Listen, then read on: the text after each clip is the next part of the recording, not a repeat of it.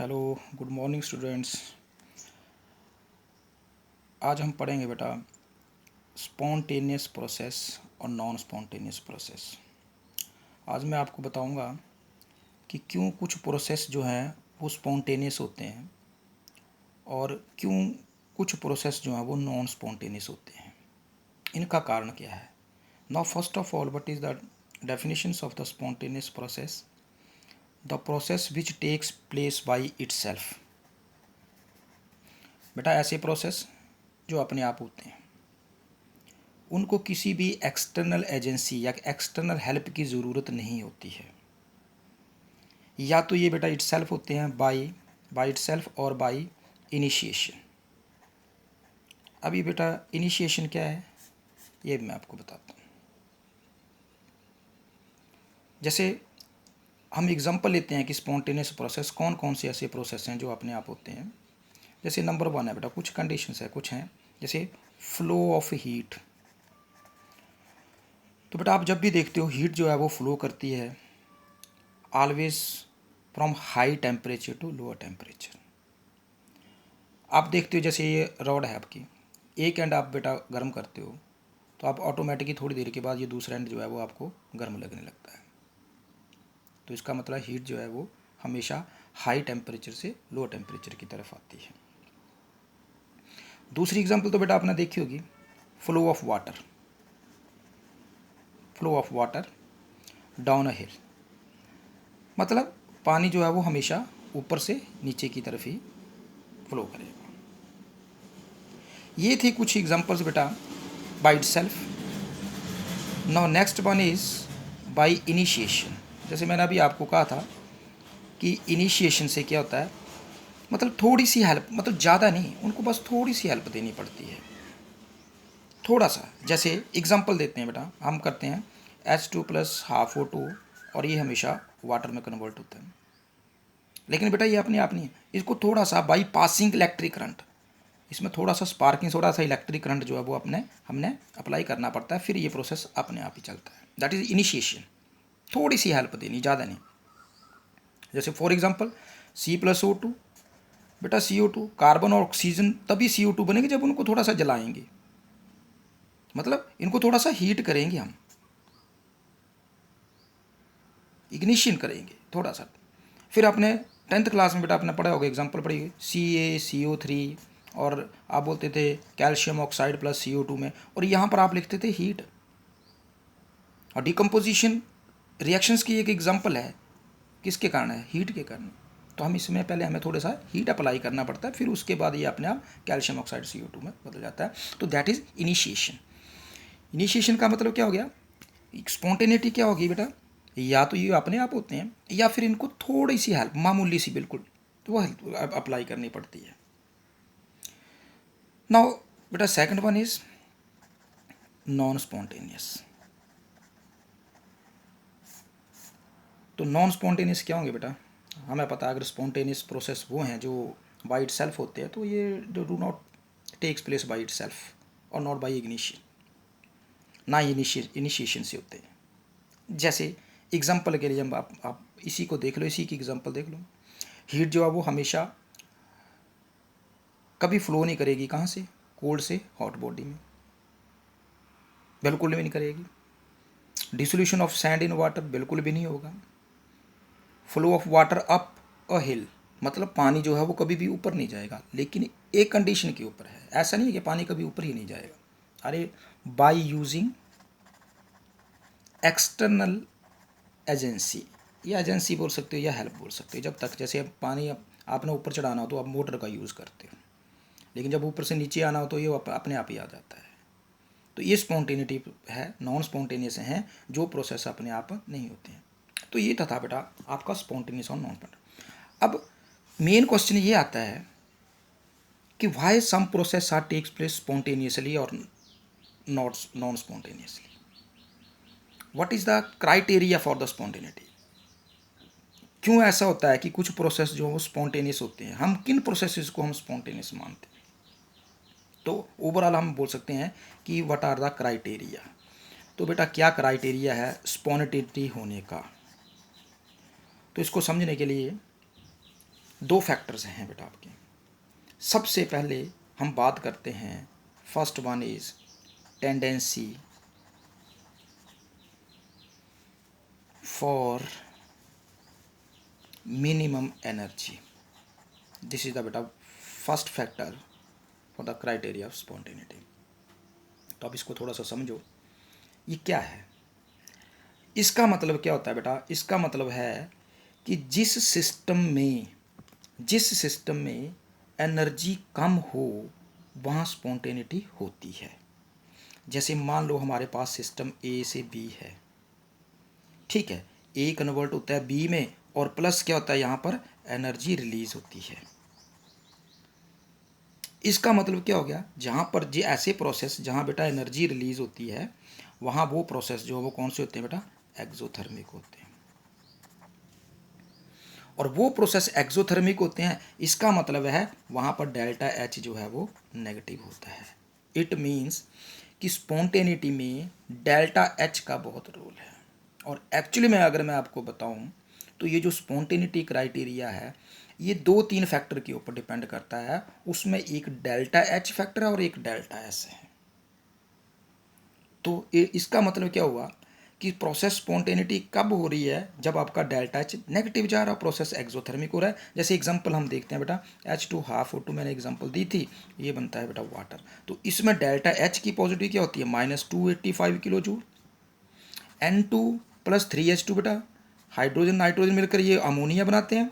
इसमें भी क्या होता है, इसमें भी डेल्टा एच जो है वो आपका -92 किलो जूल। तो आप देख रहे हैं ये प्रोसेस जो है वो अपने आप आ रहे हैं। तो इसका मतलब क्या हो गया, डेल्टा एच बेटा जितना नेगेटिव होगा इसका मतलब है प्रोसेस स्पॉन्टेनियस उतना ही होगा। ये आपने एक फर्स्ट क्राइटेरिया जो था कि मिनिमम एनर्जी क्या होती है, किस तरीके से हम इसको स्पॉन्टेनिटी में हम यूज़ करते हैं। लेकिन एक बात और याद रखना कि कुछ केसेस हैं, बहुत सारे केसेस ऐसे हैं जहाँ पर एंडोथर्मिक रिएक्शन भी आपकी स्पॉन्टेनिटी शो करती है। अब इसका मतलब क्या हो गया, इसका मतलब है जो हम बात कर रहे थे मिनिमम एनर्जी की, टेंडेंसी मिनिमम एनर्जी के लिए, इसका मतलब है ये एंडोथर्मिक भी कैसे आ रही है। जैसे मैं आपको एक एग्जांपल बताता हूँ बेटा, आपने हमेशा देखा होगा आइस है, जैसे H2 आइस है, सॉलिड में है बेटा, ये H2 बदलेगी किस में, लिक्विड में बदलेगी। क्या होगा, ये हाइट जो है वो जो अपना वाटर जो है, आइस जो है, ये पहले हीट एब्जॉर्व करेगी, उसके बाद ये वाटर में कन्वर्ट होगी। तो उसका मतलब क्या हुआ, यहाँ पर डेल्टा एच तो पॉजिटिव आ रहा है, इसका मतलब हीट एब्जॉर्व हो रही है। बट ये प्रोसेस जो है वो स्पॉन्टेनियस है। पानी है बेटा, वाटर है, इसको आप वेपर्स में कन्वर्ट करते हो, इसमें भी क्या है, पानी है, जब आप हीट दोगे तभी तो वेपर में बदलेंगे ना। तो इसका मतलब क्या गया, इस केस में भी डेल्टा एच पॉजिटिव है। लेकिन ये भी क्या है, अपने आप प्रोसेस होता है, क्योंकि जब वेपर बनेंगे तो पानी जो है वो हीट अब्जॉर्व करेगा, स्पॉन्टेनिटी है।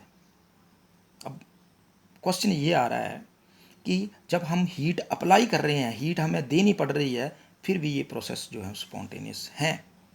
एक एग्जांपल आपने बेटा एस्टीरिफिकेशन रिएक्शन पढ़ी थी आपने 10th क्लास में, एस्टीरिफिकेशन, जिसमें एल्कोहल और कार्बोक्सिलिक एसिड जो है वो मिलकर के एस्टर बनाते हैं।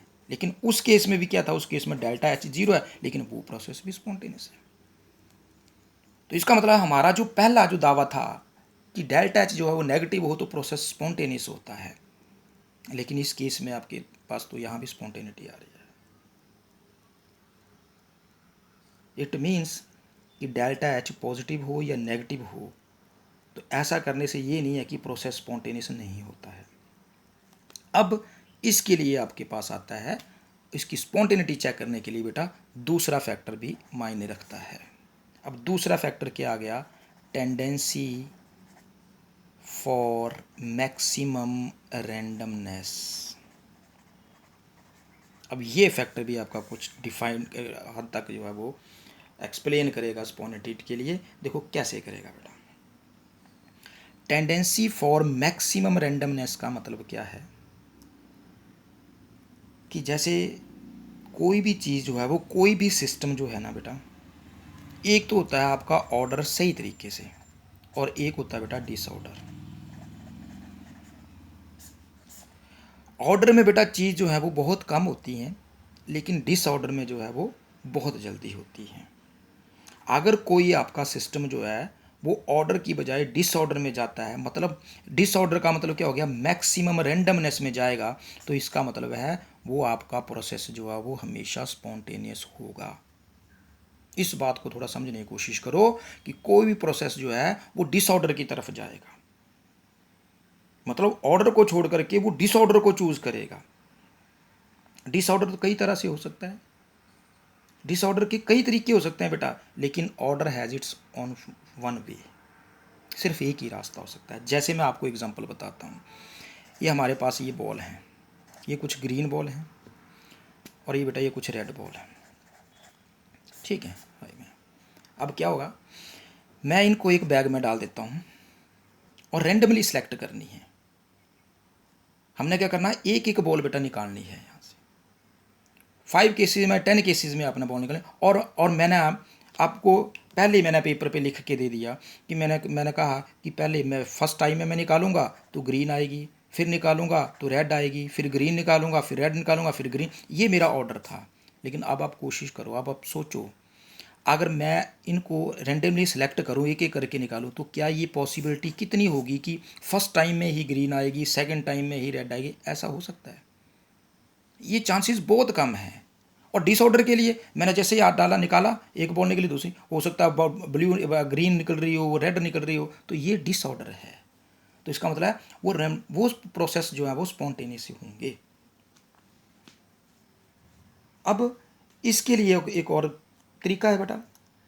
जैसे मान लो 2 गैसेज हैं आपके पास, ये गैसेज हैं 2 जार हैं बेटा, ठीक है, इनमें आपकी गैसेज हैं, ठीक। अब हम क्या करेंगे, जब इन गैसेज को हम मिक्स करने की कोशिश करेंगे तो ये गैसेज जो हैं वो आपस में धीरे धीरे धीरे अपने आप, कोई किसी को बताने की ज़रूरत नहीं है, ये धीरे धीरे मिक्स हो जाएंगी।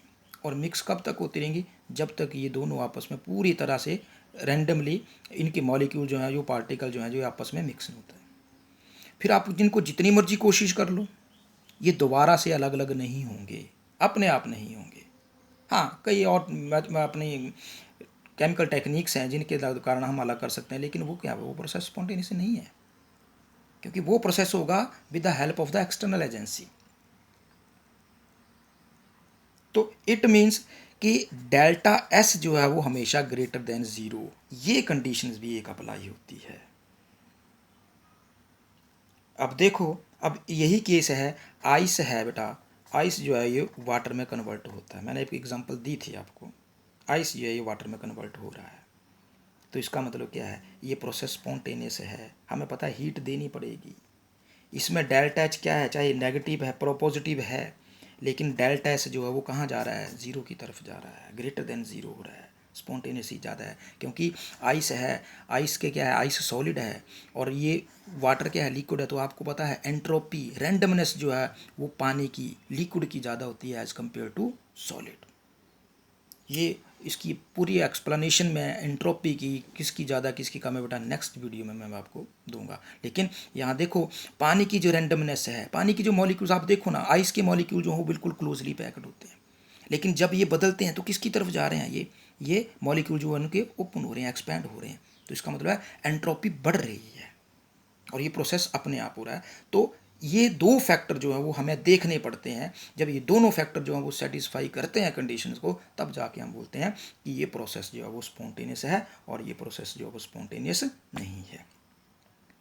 कहाँ कहाँ जितनी ज़्यादा रैंडमनेस इंक्रीज होगी बेटा, इसका मतलब है प्रोसेस जो है वो उतना ही स्पॉन्टेनियस होगा।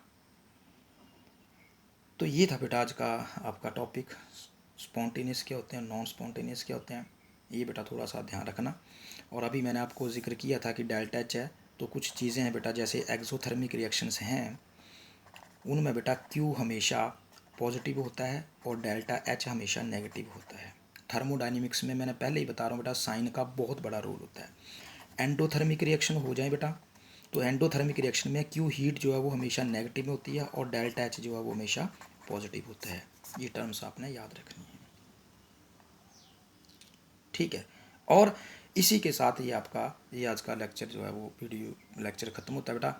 कल आपको मैं एंट्रोपी के बारे में बताऊंगा और सेकंड लॉ थर्मोडायनामिक्स क्या है। तो आई थिंक ये स्पॉन्टेनिटी आपको समझ आ गई कि क्या क्राइटेरिया है स्पॉन्टेनिटी का। बाय बेटा।